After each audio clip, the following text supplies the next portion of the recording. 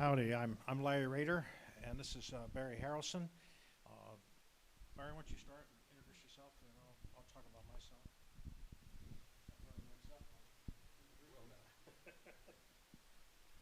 Okay, I assume we need this, so we'll go ahead and use it if it works. I tend to talk with my hands, so if you can't hear me, wave, and then I'll move it back. Again, Barry Harrelson. Larry and I have been friends for probably 40 years. I am, well, first I should say welcome, and thank you for coming this afternoon and giving us the opportunity to talk about Dirt Don't Burn. I'm not from Loudon. I'm from Washington, D.C. I met Larry back in the late 70s at Catholic University in graduate school. And since then, we've worked on many projects, including previous books together. When he invited me to join him with working on the Edwin Washington project, I didn't hesitate, and for a number of reasons. And that is not just our friendship, but I grew up in the South. I have been a long time a student of Southern and Black history, and this really appealed to me, no question. But it has become in itself a passion, because it's more than just doing a study. We are passionate about this book, its message, and we're ready to take it anywhere. I'm a retired intelligence officer. I worked most of my career in the CIA. I'm not a professional historian. I did play one at the CIA for a while, so that's a different story. But growing up in the South, I attended white segregated schools in South Carolina and Georgia during the 50s and 60s. My mother was a public school teacher, 40-some years, and she taught in those schools. As a matter of fact, she taught me to a diet. I saw the civil rights movement, like many of you saw its impact on my communities that I was living in, the violence and hatred among many whites against integration. And it formed my view of the world that led me not taking a different path than a lot of my friends and family back in the South. Excuse me. What was most interesting in tackling this and looking back at my past is I thought I was pretty knowledgeable of segregated schools with all my experiences and studies. But the Edwin Washington Project gave me a different perspective. What I realized that I knew very little about the local black schools in the communities where I lived, the struggles of the parents and the neighboring black community to provide quality education for their children, and actually looking the courage of the community and parents in the face of a century of segregation. It's been going on, as you all know, since the Civil War.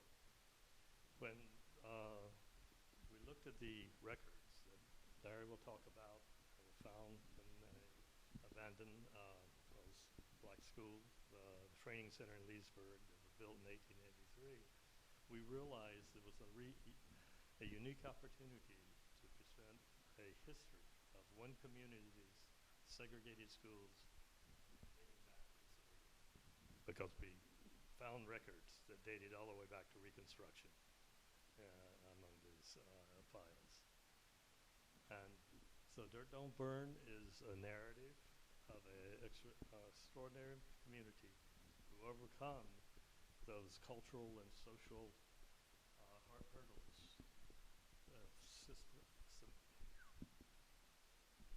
Why do I always stumble? Systemic segregation and the racial issues that are all involved. And it's also there are in it powerful stories of almost unknown individuals and organizations who took on those challenges.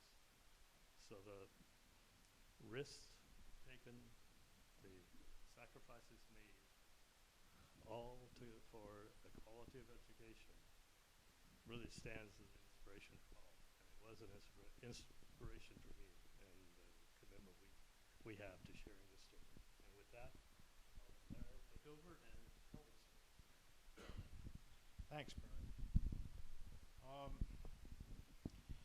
Dirt Don't Burn is the product of a nonprofit called the Edwin Washington Society, which is named after the first black youth that we're aware of who wanted to go to school and keep his job at the same time in Loudoun County. He was a waiter in a hotel in Leesburg where the court archives are. That used to be a hotel. He was down in the basement, and he wanted to get an education to read and write and count and so forth. And he had to explain to the restaurant people this is to their advantage. If you recall, if you know anything about Reconstruction, the race relations in Leesburg were rough at the time, and he could have been fired. And he was the sole breadwinner for his family. His mother worked at home. There was no father around that we know of. His younger brother was working in the fields, and he didn't make much money when he was a field hand. And he had two other siblings who were too young to go to school. He could have been fired, which would have been economically devastating. But instead, he managed to convince them that this was worthwhile for him and for them. We chose him as our hero to name this project after, because too often history projects are like, this is the story of black history, or this is the story of Hispanic history, and so forth. We thought this is really a story of heroism.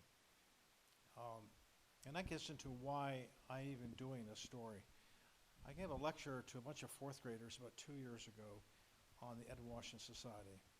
And they said, Mr. Roeder, this is all very exciting, the history of how blacks fought for equality, but you're white. Why are you leading the story? That's a very adult question. It's an appropriate question. I am white, obviously. I'm not even from here. I was born in Lebanon. My father was an American diplomat. My mother worked for another agency, and I was born there. Raised in the Middle East, Africa, Europe, and Cuba. I've only been in this part of the country since 2000, so why me? There are several stories, and I want to give them to you before I get into the details of the Edwin Washington Society, because it's really also a story about the value of integration and diversity, particularly diversity, and that's important, I think, in today's society, to talk about that for a moment. So I grew up in a liberal family and survived 2 wars as a child. First one I don't remember, I was just a little kid. Second one I remember very vividly, I was 8 years old. This was in Egypt. War broke out, and my mother and I had to be evacuated across the desert at night to the port of Alexandria under artillery fire. I got into Alexandria, we were transferred to a bus, many of us were. Mine was strafed. I remember the glass blowing out of the windows. Then we got further down to the main part of the harbor where the U.S. Navy was waiting for us, the USS Chilton, which was an attack transport ship. That took us to Naples, and they were bombing out in the water right near us. So a real live war. I can imagine what the kids today in Ukraine and Gaza and elsewhere are feeling when they see that. Why is somebody trying to kill me? And that was the question I asked my dad when he flew out to Naples to meet us several weeks later. He was at the U.S. Embassy in Cairo. I said, Dad, why are they trying to kill us? I remember I'm 8 years old.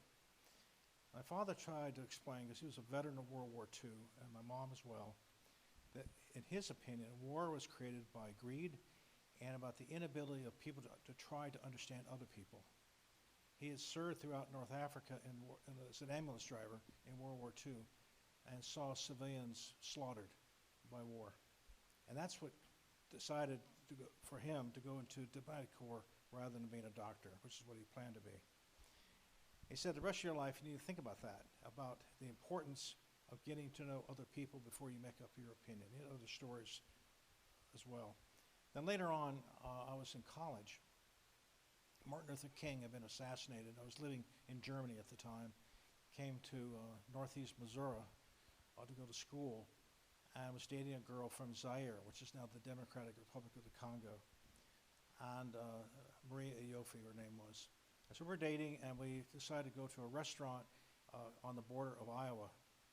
And that is not, shall we say, a bastion of liberal thinking in that part of the country. Pretty conservative. And we were refused service. Now, of course, intellectually, I knew what that was. I'd certainly heard about it, but I didn't grow up here, and so I hadn't seen it. And she certainly didn't grow up here. Her experience was Europe and Africa. Mine was all these other places. So I went to my college, and a small liberal arts college in Northeast Missouri, and I said, let's talk about this. And so they set up a Black History Committee. And the idea was to educate us and others as to what was going on with blacks in America, basically Black history course, if you will. And I was so embarrassed as an American citizen how little I knew about my fellow Americans. I mean, intellectually, I got it. I mean, I was aware of enslavement. I was aware of Reconstruction. You learned that in high school. But I'd never seen with my own eyes, except in the media in Europe, what was going on in our country. So it was quite a revelation. March Ford, here, well, actually in Loudoun County, I was running for office as a supervisor, county supervisor. And I lost the election, made a lot of friends, and came across the Prosperity Baptist Church, which was started by Jenny Dean. You may have heard of her. She was an evangelist in this area. Her family still lives in Loudoun County. And they said, well, we'd like you to join our church. So I'm a sort of unofficial member of that community. It's a traditional black church. And they said, we'd like you to write our history. I'd written several books by then. And I said, well, look, I'm happy to do it, but, I am white. I don't have that experience. I didn't grow up here. That's okay. We'd like you to tell a story from your perspective. We all know you're going to look at it from a different angle than we would look at it, but we'd still like you to write it. So, and the big part of that story was the Conklin Colored School. I said, colored? I said, that's what they called them back then, colored school. And so I was already getting an education. And they showed me where the school used to be. It had burned down in the 50s. So I went to the school system, and I said, I need to know who went to that school, who taught there, who attended, what was the curriculum, what was the way of life in that school, what did they eat, all these kind of basic things I knew nothing about. And was there a white school nearby? And I'd like to compare the two. So right away, I wanted to do what you would call an anthropological study, a sociology study. So the school system kept answering my questions, sending me copies of records, never the original, but copies of records. And so eventually I did the study, and the superintendent looked at it, Mr. Hattrick, and he said, now, can you do this for the entire county? I said, what? I said, no one has ever told us what happened to blacks in Loudoun County during segregation. We kind of know what happened in 50,000 feet, but we want to know in detail what happened, white versus black. I had applied academic rigor to my study. He said, I want the same thing. I want this to be a good, straight, honest story about blacks, not about whites. We know what happened to whites. They did well. What happened to blacks? So I said, okay. So then I went up to the Black History Committee at the Balch Library. Some of you may have heard of that. And I said, again, the same question was, I'm white. They're asking me to do this study. Are you okay with that? And I was already a member of the Black History Committee. I said, no, absolutely. We know who you are. Write the study. So this evolved into a nonprofit, which at different times has had 30 people volunteering for it. And Mr. Hattrick and his staff pointed me to a wall full of records, boxes and boxes of records, thousands of records that have been found in the training center in Leesburg. Training center is an old building, two-story colored school, built in 1883, and these records were kept there, forgotten, in a building without air conditioning, without heat, but plenty of insects and mold. Very dangerous to work with those records. You had to wear a mask. It's so dangerous. Otherwise, you can get sick. And I have gotten sick several times working with those records. So the school system said also, we want you to do this important study, but we can't give you any money. So we'll give you access to the records, which is unprecedented. Many of these records are very sensitive. These are records about people's mental health, physical health, whether they got an A or a B or an F.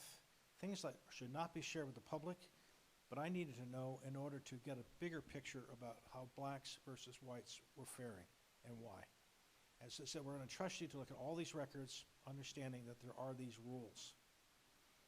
To sum it up, over the last 10 years, I've been doing that research and leading that effort with people like Barry and many others, black and white, people from Loudoun County and people from outside Loudoun County have been helping. And we have developed, before I get into the big part of the presentation here, we have developed an archival database, which we hope by the end of the year will give you access to those records online. Obviously, some of those records, again, are private, and so think of classified, unclassified. I can't tell you that Johnny got an F, because that's private information. But I can tell you Johnny studied history. I can tell you a certain number of Johnnies got Fs versus Bs. That's all you really need to know. If you want to know what Johnny personally got, I need to go to the records office and get permission to share it with you. That's the way the system works. We also developed a digital map. The idea of the map is to show you where every school was that was built before 1968. That's when integration arrived in Loudoun County. Every white, every black school before 1968, going back into Reconstruction. So Quaker schools, for example, freed white schools. And we hope that will become a national map, because we're part of the Country School Association of America, which is a network of professors and museum experts from the lower 48 who are studying 1- and 2-room schoolhouses throughout the United States. But there is no database on those schoolhouses. I lecture every year on Black history for the last several years to let them know what happened in Loudoun County, and trying to encourage more studies on Black history, because it's basically a white organization, and try to build a national database showing where all these schoolhouses were until we can compare them. That's sort of the snapshot of what I'm going to lecture on. I want to encourage you, to ask questions along the way. We're a small group. Let's just make it like a family discussion. Feel free to interrupt me at any time. I don't mind going back and forth. You know, let's nice friendly conversation, and no question is out of bounds. I'd like to start with 2 points here. One, why dirt don't burn? This is the most common question I'm asked. Dirt don't burn is a shortened version of a phrase by a teacher out in Willisville. Now in Willisville, in the 1950s, the teacher there, we'll talk more about her in a few minutes, was faced with a really harsh winter. Yet she had no wood and she had no coal for the stove. And the kids were just freezing, right? And the white government just didn't give her the supplies she needed. And she eventually had to point out, after many times of trying to get a hold of Mr. Emmerich, who was the superintendent at the time, that dirt don't burn. Now, she said it in an elegant, well-written sentence. She's a very educated teacher. But a meeting with her in 2018, they said, we're going to have a conference on segregation. We'd like to name the conference after your phrase. But her phrase was like 10 words, very well written. And we agreed, let's short it down to 3 words that really capture the emotion and the disparity between whites and blacks. And that's where the term dirt don't burn comes from, a black teacher who stood up to the white government and said, we need the heat.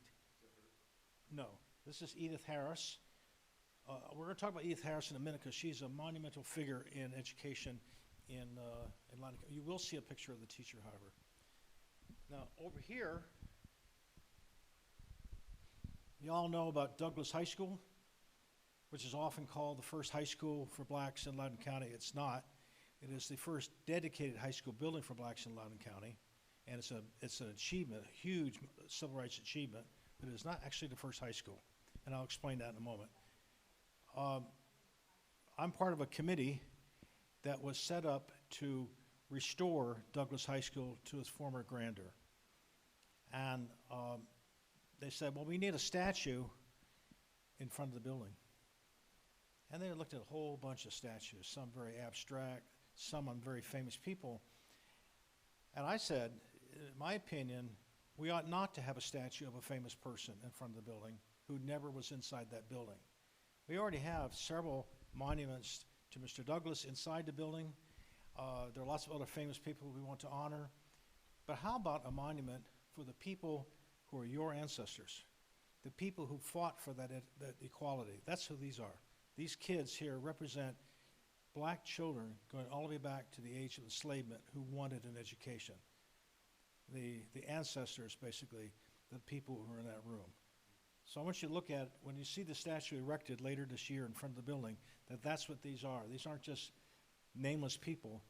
They are very brave people who fought really huge odds to bring equality to Loudoun County. Many of the people who fought through petitions and other means had no education of their own, but they said our kids need an education. That's these people. These are people who eventually went on to high school and college and so forth, all those ancestors. This book is really about all of those people and their friends, Quakers and others, who fought for equality.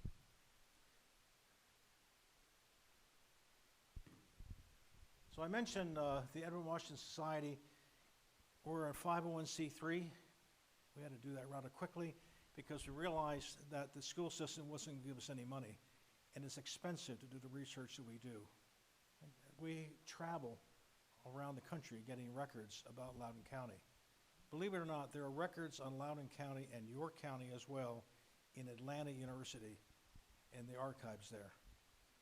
There are records at Howard University and various other universities in Virginia and elsewhere, Hampton and so forth.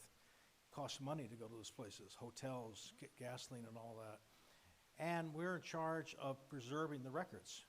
And so we put them in archival boxes that we pay for. So we raise money to do that. And the proceeds from these books, about half of that goes to the organization itself.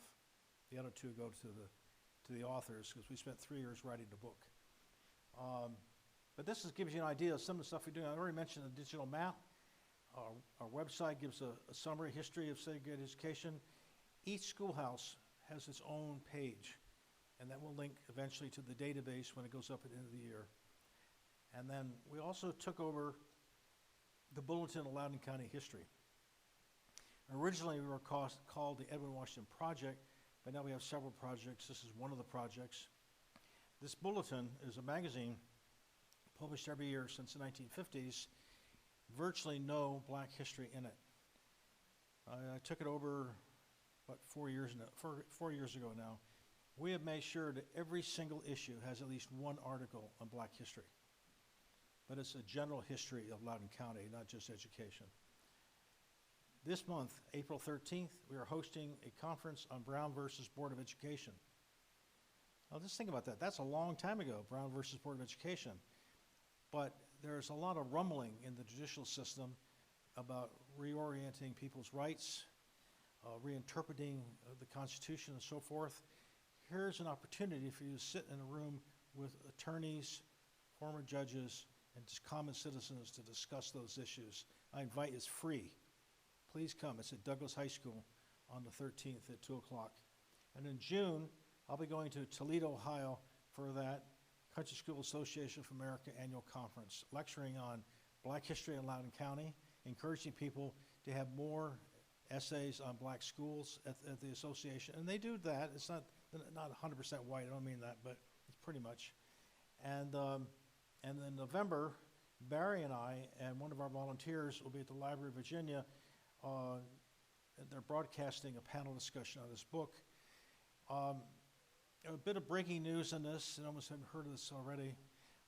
We recently made an arrangement with the Black Caucus in Richmond that every member of the Black Caucus, Senate, and House of Delegates gets a copy of the book, and they have been invited to come to this session as well, because we believe this story should be told throughout Virginia and the nation, and we're making efforts to do that. Georgetown University is publishing our book around the country as well. So it's not just parochial to Loudoun. Mr. Hattrick, the superintendent who asked me to do the study, said, tell the story in the context of Virginia and the nation, and because I grew up abroad, the international world.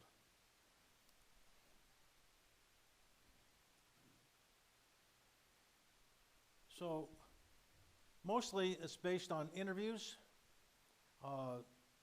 people are survivors like this gentleman of segregation, Mr. Dean, examining rare documents, and they got to be in the open air where there's plenty of air to breathe because they are rusty, shall we say. We document all the schoolhouses. We actually walk into an old schoolhouse, photograph it, and recently I got a hold of blueprints for a lot of old schoolhouses. This happens to be in the bottom of a white schoolhouse, but we just yesterday I scanned 116 pages of blueprints from Richmond they gave me. We put the documents in these special boxes. These are acid-free, chemical-free boxes. Why?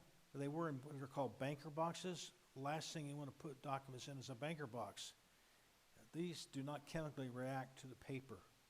The idea is that if I was in Loudon, I would say your history, but Black history needs to survive. We don't want the papers to deteriorate any more than they have to. So to put in boxes like this. But also, we work with modern technology to preserve history. This is me up here scanning a document. That is a ledger from the 1920s by Oscar Emmerich. Mr. Emmerich kept personal records every day of what he did. So hiring and firing people, bills he paid, travel, things like that. But if you'll notice, if you look carefully, you'll see the pages are covered with newsprint. Somebody at some point decided to cover them with newsprint. We don't know why, but that means you can't read what's underneath the newsprint. But I'm very familiar with what's called multispectral imaging, which is a fancy way of saying a giant machine that costs us $350,000 can send its magic rays through the newsprint and see what's underneath there. They use the same technology to examine papyri that wrap mummies. That way you don't need to destroy the papyri. So, but we don't have such a machine, $350,000, right? And we're always in the black. So where am I going to find that kind of money? This is part of my job as head of the organization, find resources to do this kind of research. So I went around to a bunch of universities and said, oh, yeah, we can do this for Mr. Roeder, $35,000, $40,000, $50,000. That's quite a bit of change because it's entirely funded by yours truly and my friends. So that's a lot to ask, right? My wife will tell you, don't do that. So eventually someone said, why don't you go to the Library of Congress to the Office of Preservation? And I went down there, and there's this nice lady from New Zealand who came to this country to learn about American history. And she said, so you're telling me that if we use our camera, we can find Black history? I said, well, of course I don't know because it's all covered up, but I think because there is already Black history noted in the pages, probably, oh, let's do it. Yeah, but how much? Oh, no, let's just do it. It's the right thing to do. Little lady from New Zealand, about yay tall, and says, let's just do it. And so we scanned the whole thing. It was just wonderful. So now we're transcribing all those images. Each page gets about 8 images, a different color. So it's going to take a while to go through it all. But that's the kind of care and diligence that we're giving to this history. And it's not just reading a piece of paper. It's having to go to far-flung places to find out what other people said happened, interviewing people, and actually doing something like this.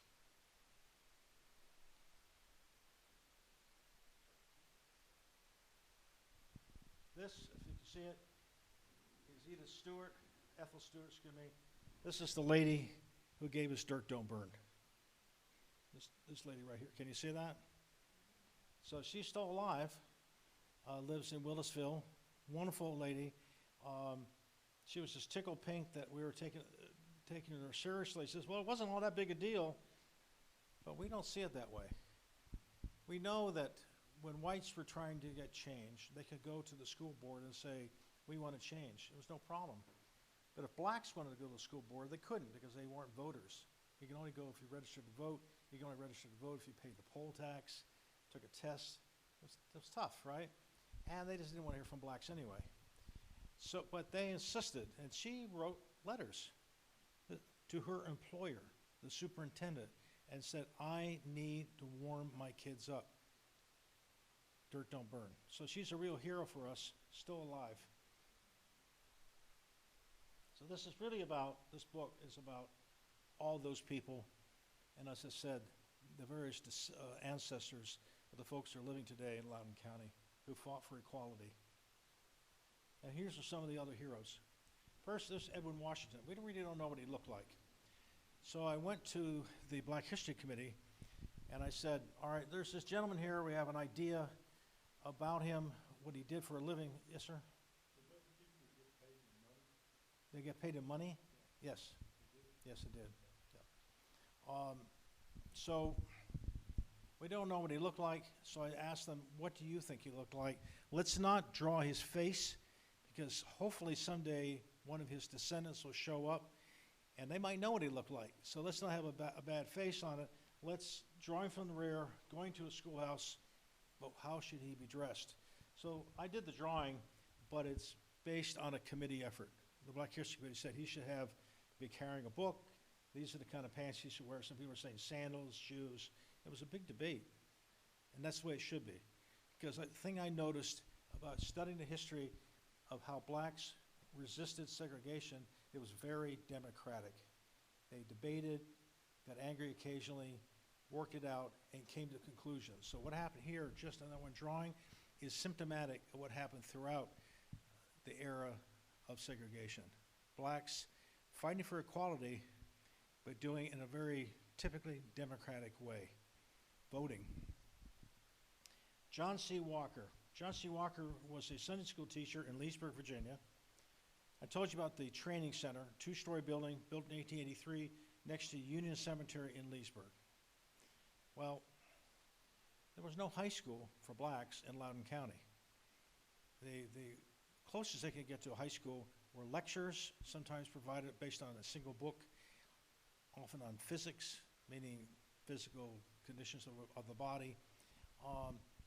That was it. Or they can go out of the county. They could go to Dunbar or something like that. They could go to Manassas, to Jenny Dean's school, that sort of thing.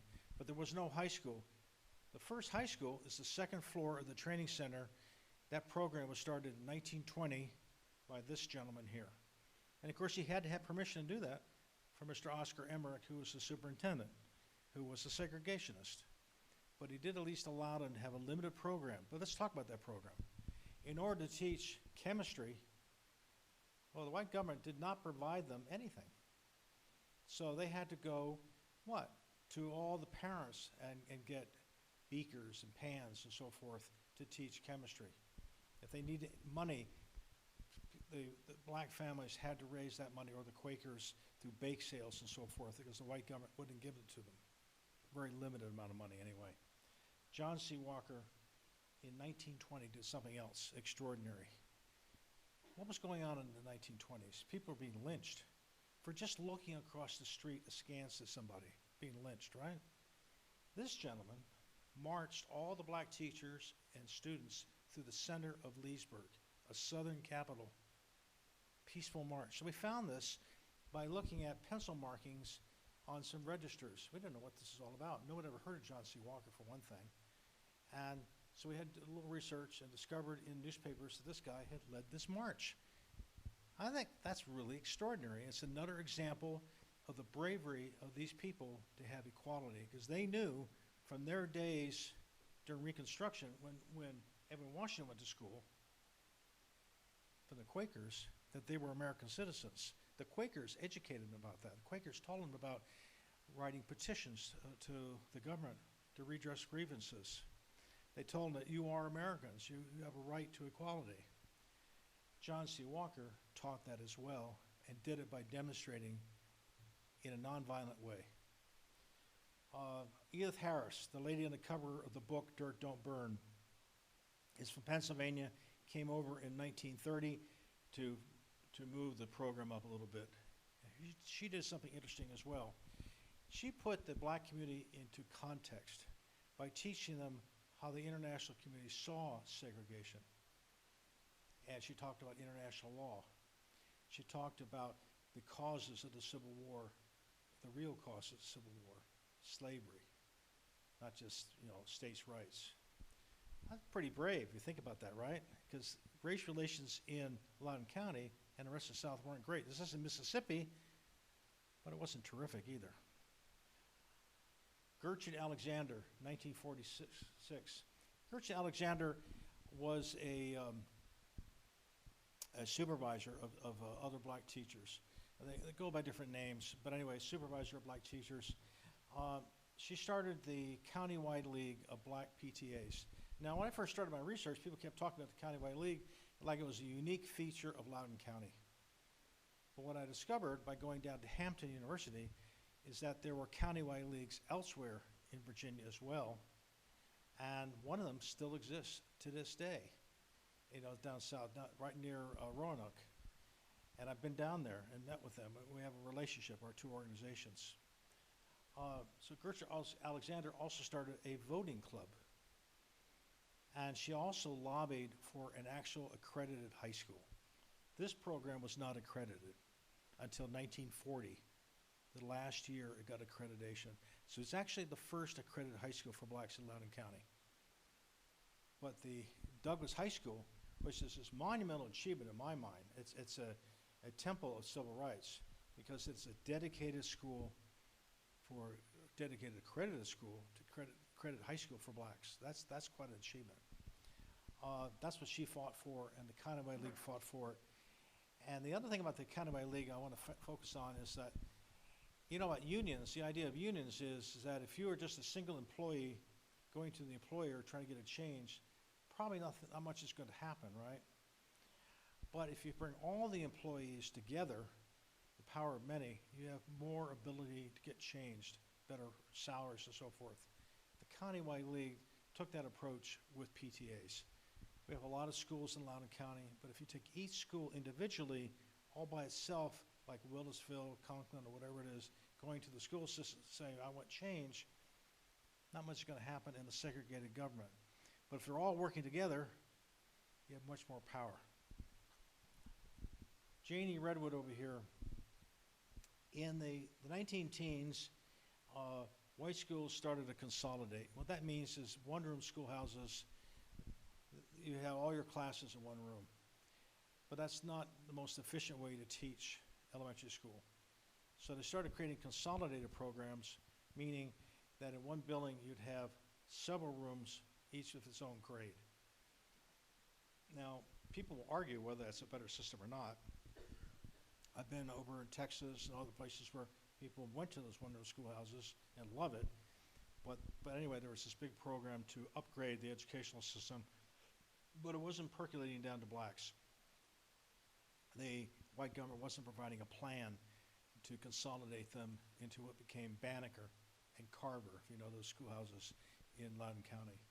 This lady, at the request of the Countywide League, developed such a plan and was accepted by the white government. So another hero, someone who stood up for her community and provided an effective plan of action. But heroes come all sorts, shapes, and sizes.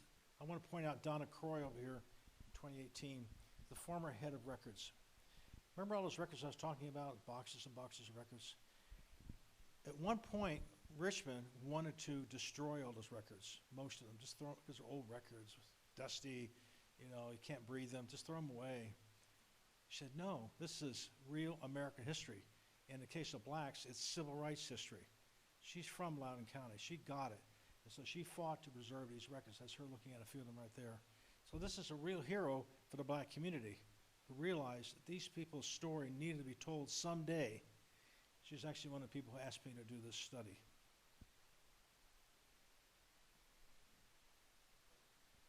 I'd like to talk about petitions. Quakers taught the black community that, what am I doing? Did I just do something wrong? Quakers, back during Reconstruction, taught the black community, as American citizens, you have the right to petition in the U.S. Constitution for change. Every citizen has that right. You can write to the local government, state government, national government. That is your right as a citizen. Can't be taken away from you. But blacks were just newly citizens, so they were taught this. And of course, the white government did not want petitions from the black government, black community. They would prefer conversation. But the black community wrote things down. Now, just think about that. During segregation, there are lynchings, there's roughness. So if someone writes a petition, I need a new roof on my schoolhouse. I need toilets, whatever it happens to be. go from farm to farm, ending up on Sunday I would say Sunday Mass because it used to be a Catholic, and everybody signs a petition, and then you present that to the school system. Community effort, community democracy, American democracy, because Black history is American history. That's a good example of it right there. And they did it for all these different issues here: salaries, better buildings, overcrowding, disease. Disease was a real issue in overcrowding. You get influenza, 1918, and so they're constantly fighting that, and also for busing, just to get busing. Blacks didn't have any buses until 1937, I guess it was 1937, and whites had buses going back to 1909. Think about that. Flush toilets. This is an interesting story right here, the training center. Now I'll explain that. So in the training center, remember, it's a two-story building, wooden structure, built in 1883. And in order to go to the toilet, you had to walk down the stairs or out the front door to the back, and there were these outhouses.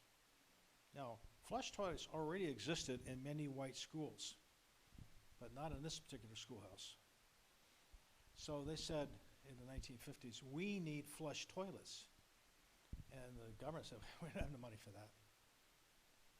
So they hired a lawyer. This gentleman is a really interesting fellow. He was born on an Indian reservation, went by Conestoga wagon to Indiana, went to an integrated high school, earned his living picking cotton. When he got out of school, he and his friends, unemployed, but musicians, all of them, got a secondhand Model T, secondhand tires, drove across the country to Washington, D.C., playing music along the way, and he attended Howard University. Worked his way through Howard University scrubbing floors. Howard Law School scrubbing floors. First case, Loudoun County, fought for toilets, and he won. His grandson is on our board of directors.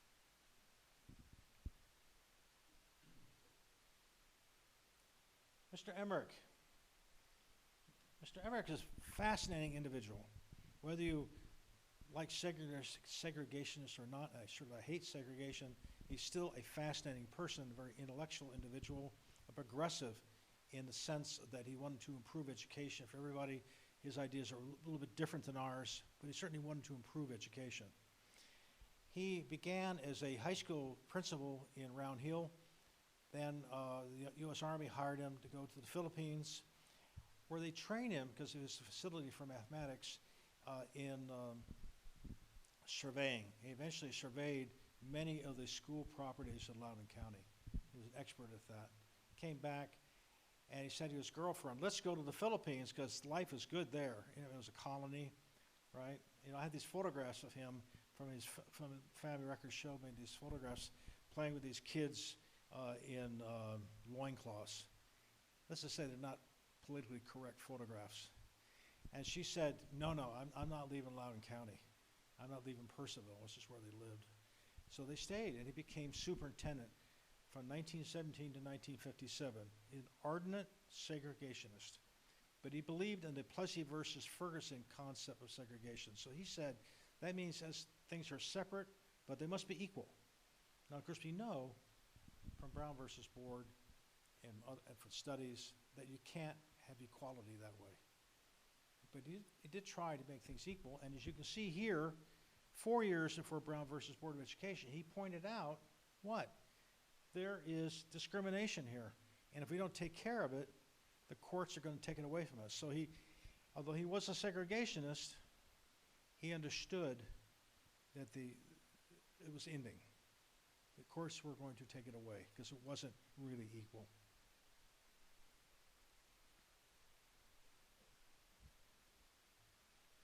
Here's an example of Black community action. So this is Douglas High School. When it was first constructed, it's all farmland around there. Right across from Douglas right now is a fast food restaurant. That's where there were lynchings, and a pauper's cemetery right underneath the fast food restaurant. Of course, now it's a busy highway. Um, Now, when they went, the countywide league went to the white government and said, we need an accredited high school. They said, we don't have any money for that. We don't own the land for one thing, and we don't have the money to build a building. We don't have the money for furniture or anything else. And they said, okay, so they got together through bake sales and other means, the black community and their friends, and raised the money to buy the land. $4,000, that land right there. And the white government said to them, okay, but the problem is that we don't own that land, so you're going to have to sell it to us for $1. Now just think about that. They raised 4,000 hard bucks back then. It's worth a lot more now, right?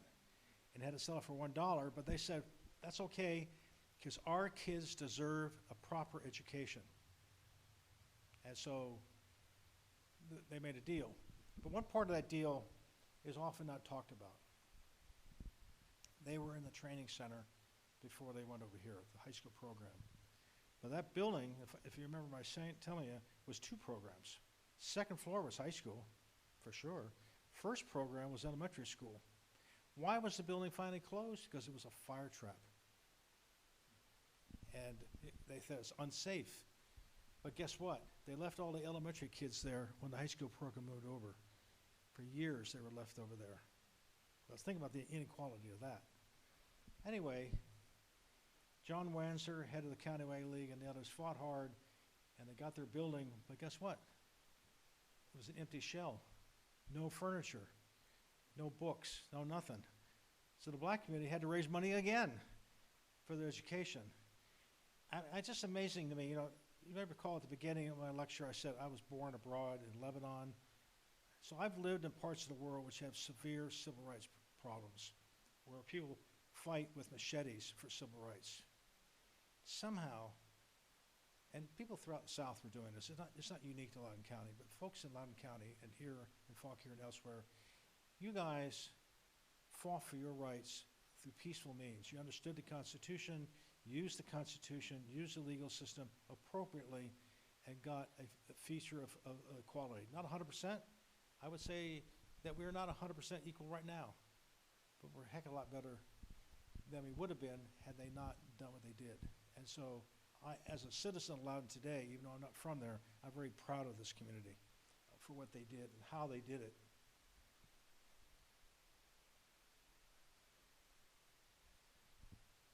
So Mr. Houston is the fellow who pointed out, by the way, that this is a fire trap. This is one of the giants of the NAACP. And he used the argument that the segregation system violated the 14th Amendment. Things were not equal. And eventually they won. But here's something interesting. In the 1950s, 1956 to be precise, the Loudoun County School Board and Board of Supervisors came to the black community and said, look, we know that you want better schools. We know you want better toilets. We know all these things. We'll give it to you. No problem. Only one little thing you have to agree to. A segregated system. You do that, we'll give you what you want. And they said, hell no. We have a right to be equal. And they're very direct about it. There's an article about it right there. They stood tall against the white government. So this whole book, it's not just a dry history book about events that took place between the end of the Civil War and even from enslavement up to, it's also a history of heroes, ordinary people, sometimes working in the cotton field. Well, we didn't have cotton fields here, but in the fields or in the lime kilns, I was about to say, and elsewhere, no education, maybe a third grade education, saying my kids deserve an education. They need to go to high school because they need to go to college. They need to get a better living. They can't just live here. They need to, our society needs to grow, and it's only going to grow through equality and better education, and didn't let anything get in their way. So it's really a story, a victorious story in my mind, of heroism by a community that was disadvantaged politically. Finally, we've not finished. So Dirt Don't Burn is our first book, but we were also planning on doing a book on medical equality. You know, there was great inequality in the way blacks were treated versus whites in the medical field, but also poor versus white. The very first school nurse in Virginia was in Loudoun County, but access was not equal. However, the community in Loudoun County was very sensitive to the need for medical equality of some fashion, but it was tough. For example, I remember there was a petition. Mr. Emmerich signed on to it. Other people signed on, whites and blacks signed on to it, wanting a dental clinic. That would have helped whites and blacks. But guess what? The Board of Supervisors said, no, we're not going to pay for that. So we're going to do a book on medical equality and other books as well. And I invite all of you to collaborate with us, and we want to collaborate with you. We, as a team, my name's on it, but it's a team effort. As a team, we have been inspired by the community in Loudoun County, and we've come to realize so many other communities in Virginia, and we went down to Atlanta and so forth, are doing the same thing. So we want this to be a national story, but we also, as I said, to go back to the beginning of the brief, we have this database. So we have all these records of what happened. We want that to be made available to the world as much as it can be through an actual professional archival database that you can access from your computer at home. And we have a map showing where all the schoolhouses were, so you can search it and find out what schools were built between year X and year Y, and how do they compare. And we like this not to be just Loudoun County. We'd like it to include your schoolhouses in every county. You're from Culpeper, I think, you said, somewhere, and elsewhere. Because I think the country needs to know what happened throughout, and with raw, honest data that's collected professionally, but we don't need to be professors who did it. We have professors who help us. We're just common citizens. We ought to be able to do it ourselves. And this book, as I say, is peer review by people with PhDs in Black history, because I don't have that, right? I have an education in it, but I'm not an expert. I'm just a regular guy trying to do a good job. And with that, that's my lecture. Yes, sir. I did some years ago. We're both trying to do a good job. I did some research on the education system in Fauquier after the war between the states, and compared that to Loudoun. And in Fauquier was very secesh. Very what? Secesh. Mm-hmm. And there was one particular lady who came down from Massachusetts, I think, after the war to teach, and she taught black students.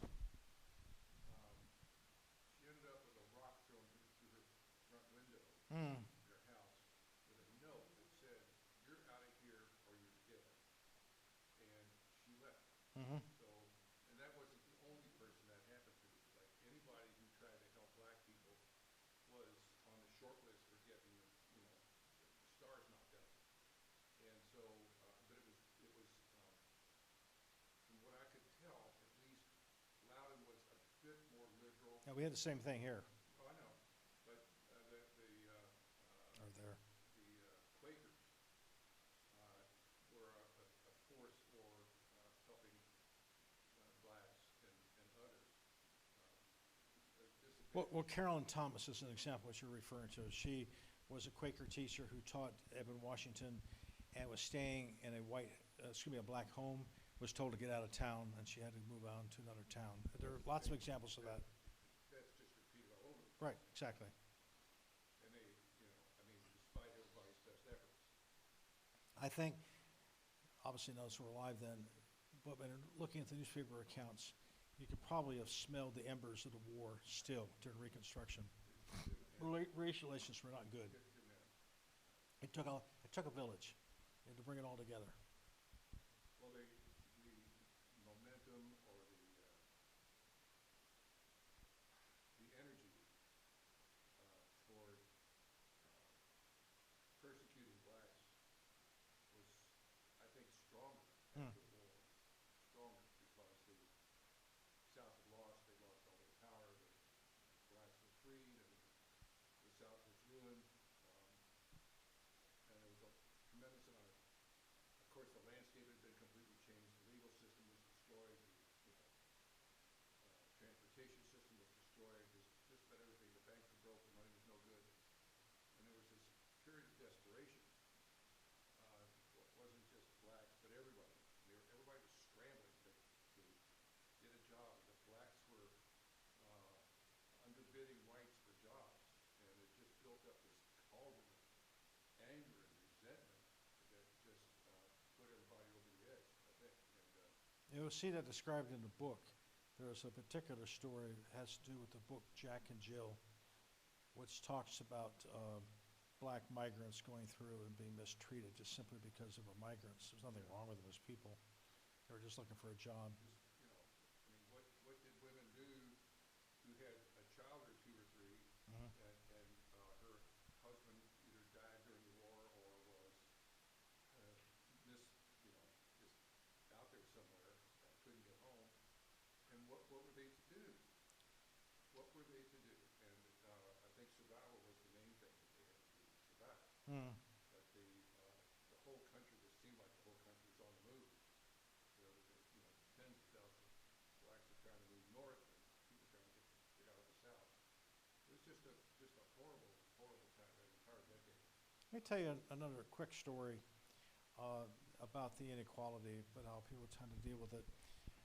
So at the turn of the 20th century, famine was going to beset the South. And this is because the agricultural techniques that we used weren't very efficient. So let's take tomatoes. We all love tomatoes, right? Well, it's a vine. So up until then, tomatoes are generally grown along the ground. So they're subject to insects, to mold, and so forth.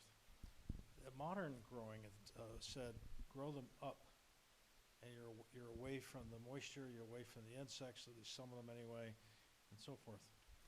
And so the various educational systems in the South got together, and they started teaching modern farming techniques at the public school level. And these were a special program through the Departments of Agriculture.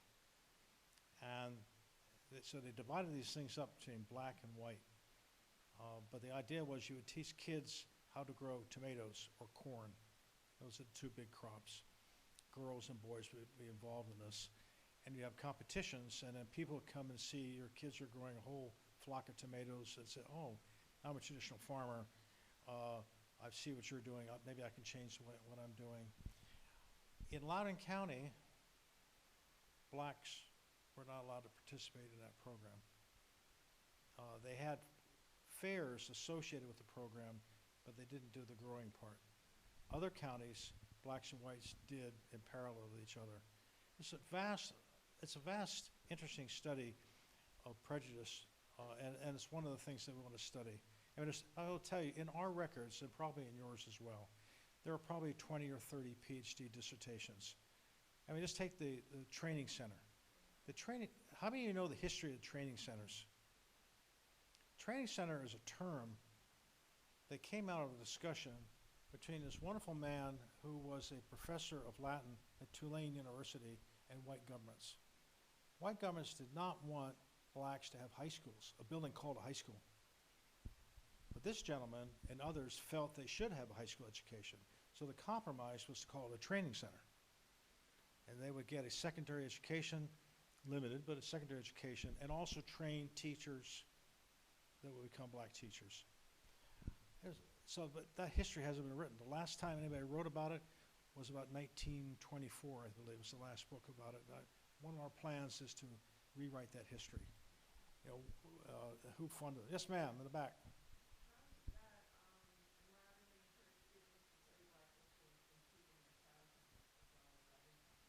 I couldn't hear all of that, but In Loudon, you're giving kids $1,000 if they win a writing. you heard about that. Yes. So, how many kids participate, and how long have you been doing it, and how's it going?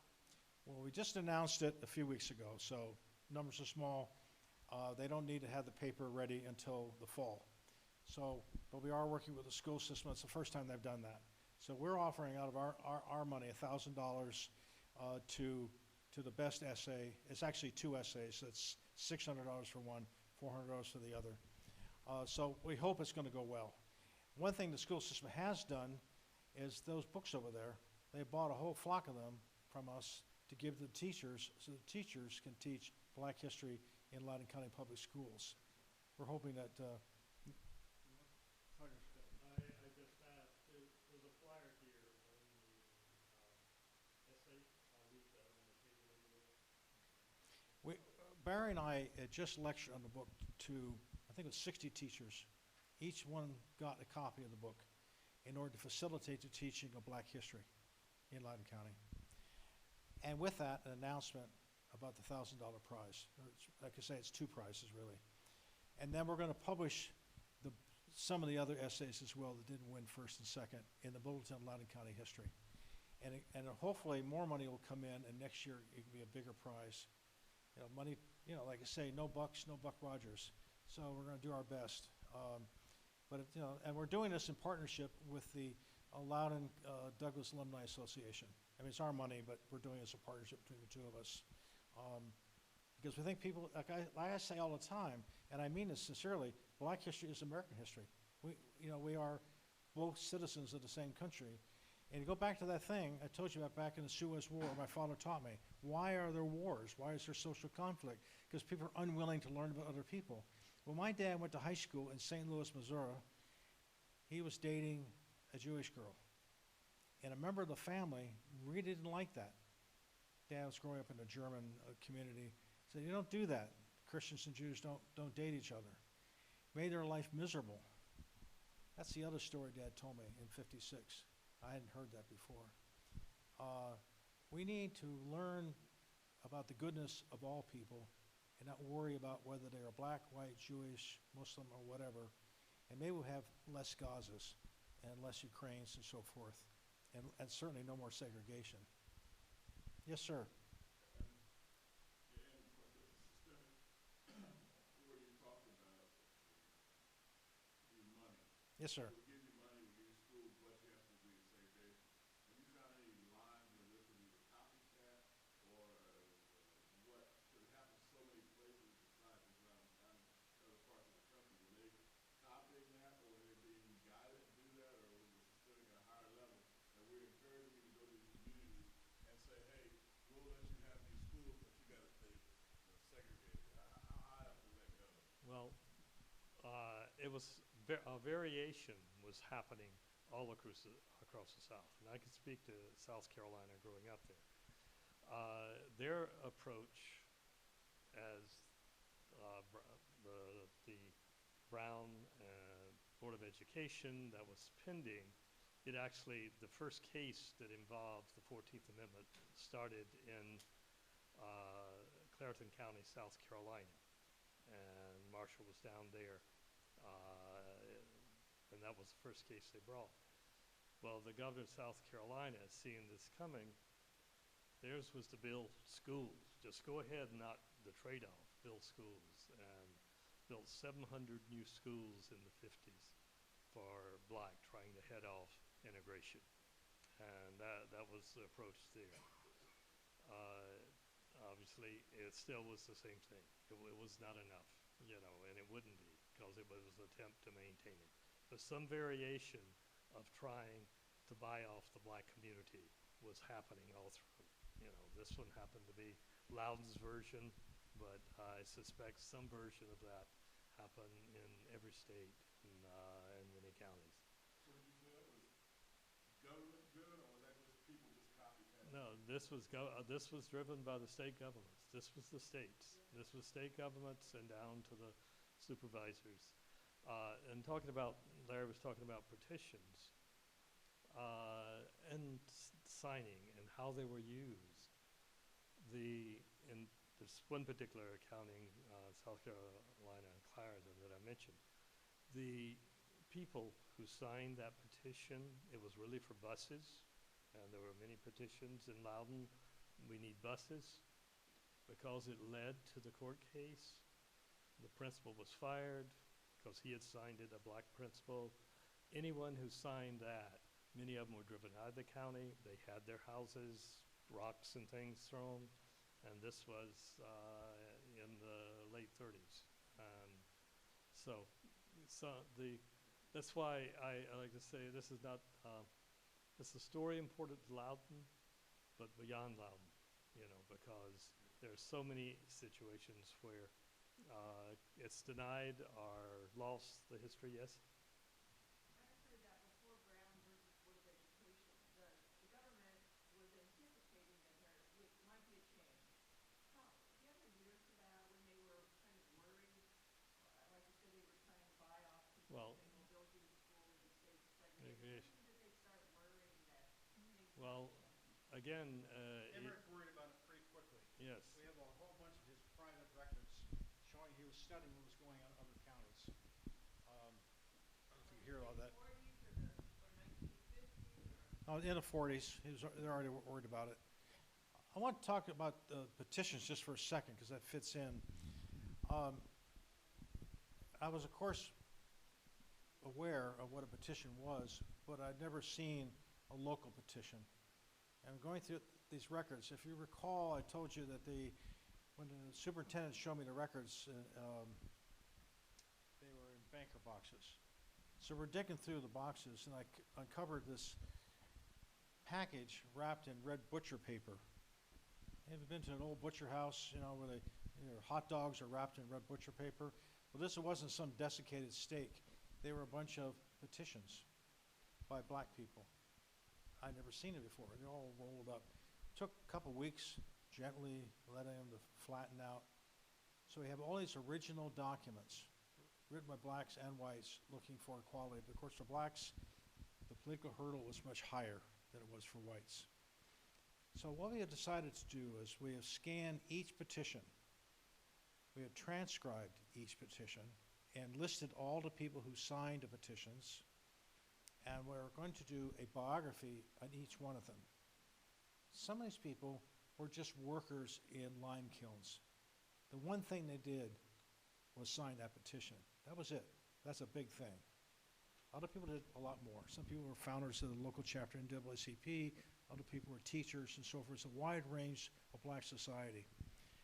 What we want to do is do a bio on each one of them and do a book which will list all the petitions, all the names, and show what petitions they signed, because we believe these are heroes. Again, they're the people in that statue I talked about, all of them collectively, those two kids. So that's an example of what we're trying to do. And we want to inspire other counties to think about it. Look for petitions if you have them. Let's memorialize the people who stood up when it was dangerous to do that for their kids. By the way, I mentioned the fellow with the toilets. That's him right there on the right, Edwin Cicero Brown Sr. The fellow who was born on the Indian Reservation ended up going to federal court to get flush toilets in the schoolhouse. Can you imagine having to go to federal court to get flush toilets in a schoolhouse? It's just incredible. So his grandson is on our board of directors. Other questions? Yes, ma'am. Is the original Wilkesville School still standing? Is that building still in Wilkesville? Not the original. The original schoolhouse was built with Freedmen's money. The local black community went over to Middleburg. You can see the old log cabin where the Freedmen's Bureau was there, and they got money to build a schoolhouse. That burned down. It was replaced. That replacement still stands in Willisville. It's a two-room schoolhouse, a long building with a basement. Is it right there on the corner? Yes, of Wilkesville? that's it. It's a private residence right next to a cemetery. And one thing I want to add that we would like to do, but we don't have the money to do it, so we're going to find a way to raise the money. I would like to put a sign in front of each former schoolhouse saying this was here. Some of these schoolhouses are ruins. You go to Bluemont up a hill, and it's just a ruin, bits of roof and stone and so forth. We want to put on the side of the road, right here was the Bluemont Colored School, with a photograph if we have it, and we do at that schoolhouse, and something about it, and do this for each one of these old schoolhouses, because they deserve to be remembered. Some are still standing in our residences and so forth, but let's do it for all of them. And I think the old white schoolhouse, schoolhouses as well. Why not all of them? So we're going to go to the Board of Supervisors and see if they're willing to pony up the money for that at some point. You heard it first here. Yes, sir. Throughout your presentation today, you sprinkled in court decisions. Mm-hmm. And I wonder if you could go back and talk about the importance and the power of the courts in the process of change. The society is often ahead of the legal system or certainly the political system. But in this case, would you please talk about the role of the courts? Well, that, of course, is a huge issue today, is it not? And I don't want to take a partisan side one way or the other. It's obviously a very big social issue. Where are the courts going? So that's a very relevant question for today. And this month at Douglas High School, we're going to have a discussion about that, focusing on Brown versus, I guess I've lost the computer, focusing on Brown versus Board of Education, but also focusing on the importance of citizen education. We want citizens to be aware, how are these decisions made? How do people interpret the Constitution? What is the process of the district court, appellate court, Supreme Court, so forth? Because there are a lot of rights out there which might go away if the court appointments change. And again, I want to be careful I don't become partisan. How I lie. In my team, by the way, I never ask anybody what their politics are. I don't ask them if they're Republican or Democrat. I made a point not to do that. I say, all I care about is that you look at this stuff honestly and professionally. I'll provide guidance, but we had a person on one time who was a Trump supporter, and she did really great work identifying the churches that black teachers went to. This was one of the things that Emmerich tracked, right? And she did very professional work. But politically, we were not aligned. Other people go all the way the other way. I'm very much a liberal. But I made a point not to ask that. I think we are citizens. This is a learning experience for all of us. I mean, I'm not an expert in black history. I'm becoming one maybe, but I'm not an expert. And I'm not black. And so the last thing I'm going to call myself is a black expert. Do you think the courts work hard to look through the lens of the law and precedent, or are they more, in this world today, are they more prone to be one side or the other? Okay, there's a judge, I forget his name right this minute, there's a justice who retired not so long ago. Stevens? Ryan? Breyer talked about this in an interview not too long ago. There's the originalists, the textualists, and Breyer, who saw himself otherwise, where you try to interpret what people were writing at the time, but you understand that society evolves, and the situations evolve. So you obviously have judges that are different ilks, and you can't force one thing on the other. That's why you have a political system. It's a political process. Clearly, some of them have a particular point of view. You've got to look at it literally. No, they didn't like gun control, for example, right? They didn't have nuclear weapons in the Revolutionary War. So does the right to bear arms allow you to buy a nuclear weapon? No. So it's not. If you took it literally as a literalist, it would allow you to own a nuclear weapon. But of course, we don't allow that. So no right is unlimited. You have free speech, but I can't malign you intentionally. But there's some line in there where. Well, there's a group called the Federalist Society that purposely intends to stack the judiciary with right-wing thinking justices or judges, tilting the balance to one side through their philosophy. A lot of them are headquartered or come out of. I agree with you there, but let me just say something here. It is a democracy. We have to allow people on the far right and the far left and the middle to have a say in who our judges are. And as a result of that, because they are appointed by the president or governor or what have you, you're in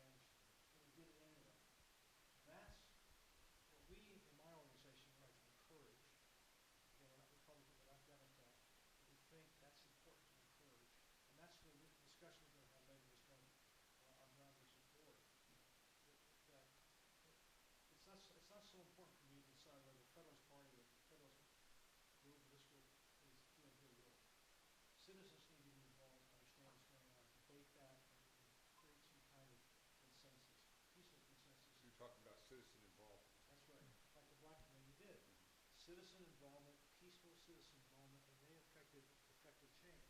We should all be very proud of what the black community did and the Quaker settlers in Loudoun County and our dependents as well, too. Yes, ma'am. You mentioned that the places you compare to other communities, like popularity and whatnot. Do you know of other groups that have done some similar research or are doing similar research in other surrounding counties around Let's talk about Fincastle. Have you ever heard of Fincastle near Roanoke? So Fincastle is a tiny little town, last surviving tiny white league of black PTAs in Virginia that I'm aware of. So I heard about them. They heard about me. My wife and I went down there to meet with them. Of course, they're just called the Tiny White League now, black PTAs. But they are a black group, and they fund scholarships for people regardless of race. And they fight hard for the rights of students. They take the lessons of the era of segregation, they were fighting for black equality, and now they're applying it to groups of immigrant children in Loudoun County. So you need to have equal education as well. And so we're trying to collaborate with each other, learn from each other. You'll find that described in the book, by the way, wonderful people, very open, friendly folks. Go down to Rustburg, to the black community down there in Rustburg, which has a huge collection of nursing law schools. They tell me it's the largest in the country. They have beautiful locations, beautiful compound, easy to restore. It's that Rustburg is excuse me, we're all that at the center. We go down there south of Lynchburg. Lynchburg, that's what I was going to say. So Loudoun County is famous for preserving records. And one of the things that they do is when the Civil War was slow, the Union Army was marching towards Louisville. So the county clerk said, take all the records, take them down to Rustburg, keep them in the cabinet. That included enslavement records. The only reason some people today know about their ancestors, their enslaved ancestors, is that decision to move all those records down there. They didn't do it because they wanted to be nice to blacks. They just took all the records and ran and took them down to Rustburg. It's sort of an amazing thing. That is amazing. Yes, sir. I just wanted to Loudoun County, you say you have records and the report card. Do you have, I guess, I don't say success, but outcomes of those who went through the school system, maybe gone on to the next school, what we call high school, maybe going to college? Doc, you have the outcomes of how they've done, how they found the experience as they come through that process. We had the records of who went to school, mostly. Who taught them, mostly. I mean, there are some gaps, but there's a lot of records. But when it comes to how well they did, so if they went to college, most of them I don't know what happened to them. These are school records, and school didn't track them. Sometimes they did. I won't take it back. Sometimes they did. So that ledger I talked about, Mr. Emmerich, in that ledger, for example, we have records of what kids who went to the school came out and the teachers. So you know they became a teacher. You have to look them up in teacher records. It's very limited on what happened once they left the school system. There just wasn't that big of effort, either whites or blacks. Yeah, in fact, in South Carolina, there were restrictions to reporting black attendance in black schools for most of the period of segregation. In 37, they said they would do high schools. There was one just in the locality I came from, one high school and one grammar school. And so it was not until after Brown was the Board of Education that they finally counted the attendance of the students and reported it as a manual saying attending the black schools. So find a nice set of records that you could follow on is going to be hard. But it's a good point. If individual communities or school communities decided to do that, it's something that if the records are there, but I suspect There were some records, but it's very it'd be hard. It would more be anecdotal. The families knowing they had an ancestor who came through. The issue about the courts, the initial use of the courts by Hamilton and Marshall and all this was using separate but equal to challenge that it wasn't equal to in which they were able to get improvements in the schools or in courts again. But they didn't want to take that too far, because if it started succeeding totally and the, suddenly equal, a version of equal, the courts may in effect reestablish the separate but equal. And it started again, I mentioned this in South Carolina, when they decided to use the 14th Amendment, which basically said that this was unconstitutional. And they took a court case that was based on the lack of equal busing in this county I mentioned, Clarendon. And Marshall took it to federal court instead of state courts, and they lost, but in the process laid the basis for using the 14th Amendment, declaring segregation unconstitutional. But it was not until, and that was what going back to the question I was asked, at least in South Carolina, that triggered the government to start building the schools in the 50s, because they saw the whole issue was also like in Kansas and there were, 5 suits that were being brought, was also doing in South Carolina. So that triggered the governor's equalization project and resulted in all the schools. One of the ways that segregation was defeated was by examining